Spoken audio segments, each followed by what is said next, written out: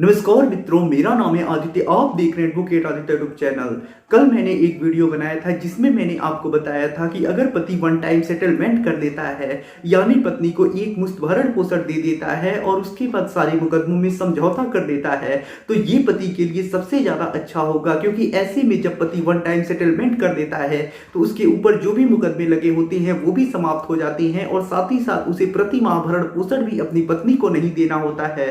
तो ये सबसे अच्छी बात होती है। लेकिन आज के इस वीडियो के माध्यम से मैं वन टाइम सेटलमेंट के संबंध में ही एक बहुत ही ज्यादा इंपॉर्टेंट जानकारी देने वाला हूं। आज मैं आपको बताऊंगा कि किन परिस्थितियों में पति को वन टाइम सेटलमेंट नहीं करना चाहिए, यानी पत्नी को एक मुश्त जो पैसा दिया जाता है वो नहीं देना चाहिए और केस को लंबा खींचना चाहिए और ज्यादा से ज्यादा समय लगाना चाहिए। क्योंकि जो चीजें मैं आपको बताऊंगा, अगर आप उसे ध्यान से समझेंगे और पूरा वीडियो देखेंगे तो जो स्थिति मैं बताऊंगा, अगर आपकी भी वैसी स्थिति होगी तो ऐसे में अगर आप भी वन टाइम सेटलमेंट करने की सोच रहे हैं तो आप बिल्कुल भी नहीं करेंगे और आप भी यही सोचेंगे कि मैं मुकदमे को थोड़ा लंबा खींचूं। क्योंकि जो चीज मैं आपको बताऊंगा अगर वो करती हैं आप और मुकदमे को जैसी स्थिति मैं बताऊंगा वैसी स्थिति में आप लंबा खींचते हैं, तो आप ये समझ के चलिए कि आपके लाखों रुपए बच जाएंगे और जो वन टाइम सेटलमेंट में आपको पत्नी को पैसा देना पड़ता वो भी आपको नहीं देना पड़ेगा। तो जो स्थिति मैं आपको बताऊंगा, अगर वैसी स्थिति आपकी है और वीडियो को देख के आपको लगता है कि हाँ आपकी भी ऐसी स्थिति है, तो ऐसी स्थिति में आपको कभी भी वन टाइम सेटलमेंट नहीं करना है।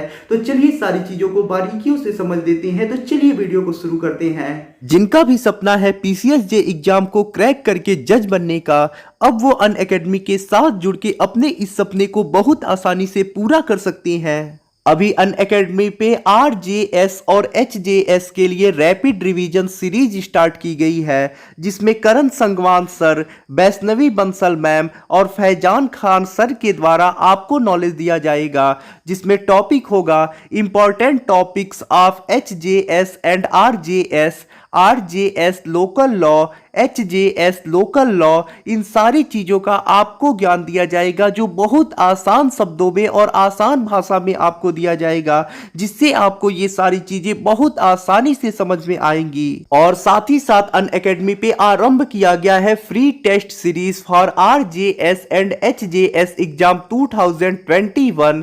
इस फ्री टेस्ट सीरीज में आप मॉक टेस्ट दे सकेंगे। ये जो आपके मॉक टेस्ट होंगे वो शेड्यूल वाइज होंगे, जिन्हें आप स्क्रीन पे देख सकते हैं। तो अनअकैडमी के माध्यम से आप इन सारे मॉक टेस्ट को दीजिए और अपनी तैयारी को और ज़्यादा हार्ड बनाइए, जिससे कि आप अपने सपने को पूरा कर सके। और आरजेएस और एचजेएस वालों के लिए ये जो मॉक टेस्ट होंगे वो काफ़ी ज़्यादा इंपॉर्टेंट होंगे, तो ऐसे में इसे आप मिस बिल्कुल भी ना करें। और साथ ही साथ अनअकैडमी पे रूटीन वाइज क्लासेस भी चलती हैं, जिन्हें आप स्क्रीन पे देख सकते हैं। सब्सक्रिप्शन लेने का जो चार्ज है वो आप स्क्रीन पे देख सकते हैं। सब्सक्रिप्शन लेते समय ASRI10 प्रोमो कोड का यूज करके 10% डिस्काउंट भी आप ले सकते हैं। तो देखिए, कल के वीडियो में मैंने आपको वन टाइम सेटलमेंट के संबंध में सारी जानकारी दे दी थी कि ये क्या होता है, कैसे किया जाता है, कहां से किया जाता है, क्या लीगली इसकी प्रक्रिया है। आज मैं आपको बताऊंगा कि पति को वन टाइम सेटलमेंट किन परिस्थितियों में नहीं करना चाहिए। क्योंकि जो परिस्थिति मैं आपको बताऊंगा, अगर उन परिस्थिति में पति वन टाइम सेटलमेंट करता है तो ये पति के लिए नुकसानदेह होता है और पति के लाखों रुपए व्यर्थ ही चले जाते हैं। देखिए, कभी कभी ऐसी स्थिति होती है जब आपकी पत्नी आपके साथ खुद नहीं रहना चाहती है, वो किसी अन्य के साथ रहना चाहती है, उसका कहीं और अफेयर होता है और वो चाहती है कि मेरा जो पति है वो मुझे तलाक दे दे, हमारा डिवोर्स हो जाए और मैं जिसके साथ रहना चाहती हूँ उसके साथ शादी करके उसके साथ रहना शुरू कर दूं। तो ऐसे में पत्नी ये चाहती है कि जितना जल्दी हो सके इस केस को समाप्त किया जाए, लेकिन पत्नी ऐसी ही केस नहीं समाप्त करना चाहती है। वो चाहती है कि कुछ ना कुछ यानी लाखों करोड़ों रुपए उसे प्राप्त हो जाए। अब जिसकी जैसी हैसियत होती है उतना देता है, जो लाखों रुपए देने लायक होते हैं वो लाखों देते हैं, जो करोड़ों देने लायक होते हैं वो करोड़ों देती हैं। तो ऐसे में कभी कभी पत्नी ये चाहती है कि मुकदमा तो जल्दी समाप्त हो जाए लेकिन उसे पैसे भी प्राप्त हो जाए, और इसलिए वो खुद चाहती है कि वन टाइम सेटलमेंट हो जाए जितना जल्दी हो सके और जितना जल्दी हो सके उसे पैसे प्राप्त हो जाए और ये चीजें वो ले दे के मामले को समाप्त करके वो जिसके साथ रहना चाहती है उसके साथ रहना शुरू कर दे। तो यदि आपकी भी ऐसी ही स्थिति है, आपकी भी पत्नी आपके साथ बिल्कुल भी नहीं रहना चाहती, वो किसी अन्य के साथ रहना चाहती है और उसे जल्दबाजी है कि वो मुकदमा को समाप्त कर दे और जिसके साथ रहना चाहती है उसके साथ रहना शुरू कर दे, तो ऐसी स्थिति में आपको वन टाइम सेटलमेंट बिल्कुल बिल्कुल भी नहीं करना है, क्योंकि ऐसी स्थिति में आप वन टाइम सेटलमेंट अगर करती हैं तो यही चीज तो आपकी पत्नी भी चाह रही है। आपको ऐसी स्थिति में कभी भी वन टाइम सेटलमेंट नहीं करना है। आपको मुकदमे को लंबा से लंबा खींचने का प्रयास करना है, क्योंकि आपकी पत्नी को जल्दी है कि जल्दी से जल्दी मामला समाप्त हो और ये सारी चीजें समाप्त हो, आपसे डिवोर्स मिल जाए और उसके बाद वो किसी अन्य के साथ दूसरा विवाह कर ले।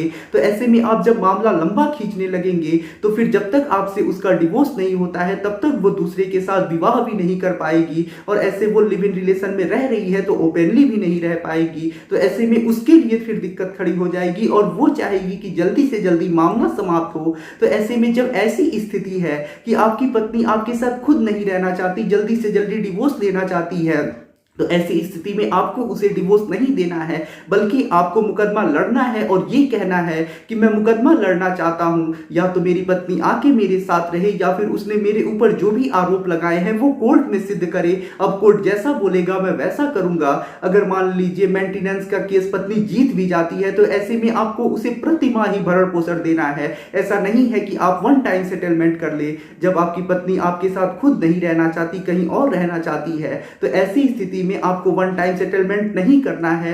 क्योंकि मान लीजिए अगर आप 1 साल तक मुकदमा लड़ती हैं, ऐसे में आप मान लीजिए 10,000 रुपए प्रति माह उसे भरण पोषण देते ही हैं, तो ऐसे में आप 1 साल तक लड़ती हैं तो आपको 1,20,000 रुपए देने पड़ेंगे। लेकिन अगर मान लीजिए आप वन टाइम सेटलमेंट तुरंत ही कर लेते हैं तो ऐसे में मान के चलिए आपको 10, 12, 13, 15 ऐसे ही लाख रुपए देने पड़ेंगे। तो ऐसे में मान लीजिए आप 12 लाख रुपए पत्नी को देती हैं, तो इन 12 लाख रुपयों में आप 10 साल केस लड़ेंगे और 10 साल तक लिंगर करेंगे। तो ऐसे में वैसे ही पत्नी की हालत खराब हो जाएगी। और मान लीजिए अगर पत्नी चाहती है कि वो उसका जल्दी से जल्दी शादी हो जाए, तो ऐसे में अगर वो शादी ही कर लेती है, अगर मान लीजिए 2-3 साल के बाद वो शादी ही कर लेती है और आप 12 लाख रुपए देने वाले थे, तो ऐसे में भी आपका नुकसान चला जाएगा, क्योंकि ऐसे में आपको सिर्फ 2-3 साल ही रुपए देने पड़ेंगे, जो मुश्किल से मुश्किल 3, 3.5, 4 लाख रुपए तक ही होंगे। तो ऐसी स्थिति में आप इस प्रकार से अपने पैसे बचा सकती हैं। और मैं आपको यही सजेस्ट करूंगा कि अगर आपकी पत्नी आपके साथ नहीं रहना चाहती, कहीं और रहना चाहती है और उसे ही जल्दबाजी है कि जल्दी से जल्दी समझौता हो जाए, डिवोर्स हो जाए और कुछ पैसे मिल जाए ले दे कि वो मामला समाप्त कर दे, तो ऐसी स्थिति में आपको समझौता बिल्कुल भी नहीं करना है, वन टाइम सेटलमेंट नहीं करना है। आपको सिर्फ 2 चीजें बोलनी है। पहला तो ये बोलना है कि अगर मेरी पत्नी चल के मेरे साथ रहे तो मैं रखने को तैयार हूं, और उसके बाद आपको बोलना है कि अगर मेरी पत्नी नहीं मेरे साथ रहना चाहती है तो उसने मेरे ऊपर जो भी मुकदमे किए हैं, जो भी आरोप लगाए हैं, उसे वो सिद्ध करे और मुझे जेल भिजवाए या फिर मैं बरी हो जाऊं। तो मैं चाहता हूं कि मैं मुकदमा लड़ूं, मैं समझौता करना नहीं चाहता हूं। ऐसे में होंगे यही कि आपके 2-3 साल बर्बाद होंगे, लेकिन ऐसे में जो पत्नी चाह रही है वो बिल्कुल नहीं हो पाएगा और उसका काफी ज्यादा नुकसान चला जाएगा। ऐसे में उसी के लिए दिक्कत होगी और उसी की सारी चीजें बर्बाद हो जाएंगी, क्योंकि जिस लड़के के साथ वो रहना चाहती है, जब 2-3-4 साल तक ऐसे ही मुकदमा फंसा रहेगा तो वो लड़का भी उसे छोड़ के भाग जाएगा, फिर उसी की जिंदगी बर्बाद होगी। वो आपका बर्बाद करना चाहती थी लेकिन खुद उसका बर्बाद हो जाएगा। तो ऐसी स्थिति में आपको यही करना है और ऐसी स्थिति में कभी भी आपको वन टाइम सेटलमेंट नहीं करना है। तो आशा करता हूं जो ये मैं आपको प्रैक्टिकली जानकारी दिया हूं वो आप लोगों के लिए काफी ज्यादा उपयोगी होगी और काफी ज्यादा आपको पसंद आई होगी। अगर आप किसी कानूनी समस्या से परेशान हैं और ऐसे में आप मुझसे फोन पे बात करके अपनी कानूनी समस्या का समाधान प्राप्त करना चाहती हैं, तो इसके लिए डिस्क्रिप्शन चेक करें, वहां पे बताया गया है कि आप किस प्रकार से मुझसे फोन पे बात कर सकती हैं। अगर आपको वीडियो पसंद आया हो तो वीडियो को लाइक करें, अपने दोस्तों के साथ शेयर करें और यदि आप चैनल पे नए हैं तो चैनल को सब्सक्राइब करके बेल आइकन को दबाएं। मिलते हैं नए वीडियो के साथ अगले दिन, तब तक के लिए जय हिंद, जय भारत।